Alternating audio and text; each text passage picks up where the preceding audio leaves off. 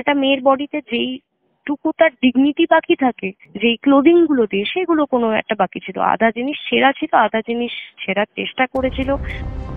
শুনলেই গা শিউরে উঠতে বাধ্য, শুনলেই লজ্জায় ঘেন্নায় শরীর ঘিন ঘিন করবে। কিন্তু অন্যরা যা কানে শুনতে পাচ্ছেন না, অবলীলায় তা করতে পারতেন কসবা গণধর্ষণ কাণ্ডে ধৃত তৃণমূল কর্মী মনোজিৎ মিশ্র। আর তার বিরুদ্ধে এবার বিস্ফোরক অভিযোগ করলেন তারই হাতে নির্যাতনের শিকার সাউথ ক্যালকাটা ল কলেজেরই আরেক ছাত্রী। তার অভিযোগ, 2023 সালে একটি কলেজ পিকনিকে তাকে যৌন নির্যাতন করেছিলেন তৃণমূল ছাত্র পরিষদের তৎকালীন দাপুটে প্রভাবশালী নেতা মনোজিৎ মিশ্র।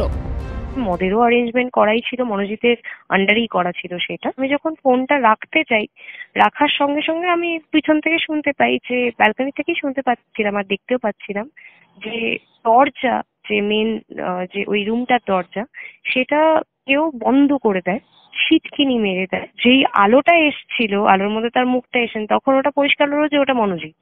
তো সে শার্টের বাটন খুলতে খুলতে আমার দিকে আসতে যাচ্ছিল। It was very evident that he was very very drunk out of his mind.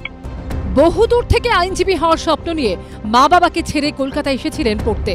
আর এই অবস্থায় নিজেরই কলেজের এক সিনিয়রের ভয়ঙ্কর চেহারা দেখে দিশেহারা হয়ে পড়েন ওই ছাত্রী।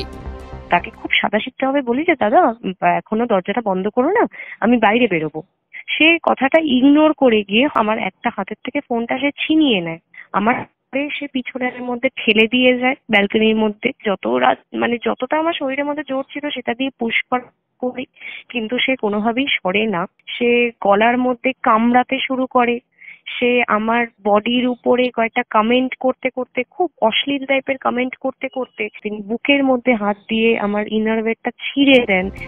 প্রাণপণে নিজের সম্ভ্রম বাঁচানোর চেষ্টা করে যান ওই ছাত্রী, কিন্তু মনোজিৎ তো তখন সবকিছুর ঊর্ধ্বে। প্রভাবশালীদের মদতে প্রশ্রয়ে তার দাপট তখন তুঙ্গে।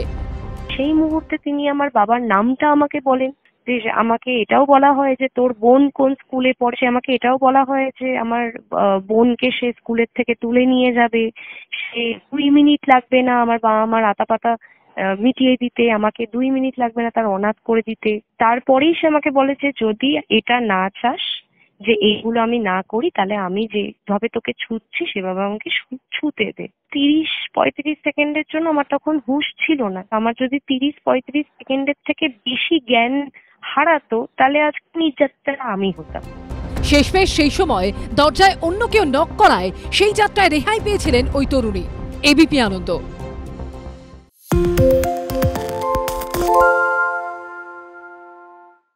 আরে চাটা দে। ভাই আমার একটা চা দেন। কি হলো আমারটা? বাংলা পক্ষপাত চায় না, বাংলা খবর চায়। বাংলা খবর, বাংলার খবর।